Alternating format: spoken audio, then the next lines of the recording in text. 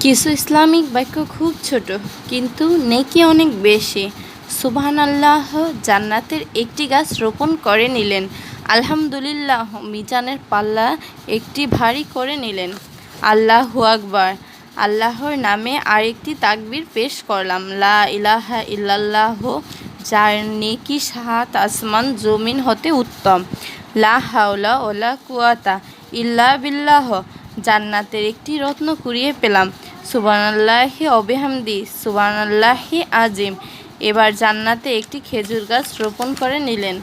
আলিফ লাম মিম, পেয়ে গেলেন 30 নেকি। আস্তাগফিরুল্লাহ, একটি গুনাহ মাফ হলো। আপনি তো কিছু নেকি অর্জন করলেন, এবার অন্যজনকে নেকি অর্জন করার সুযোগ করে দেন। মুসলিমদের জন্য এই আমল সবসময় প্রয়োজন, তাই এই ভিডিওটি বেশি বেশি করে শেয়ার করুন। আমিন। সকলে ভালো থাকবেন।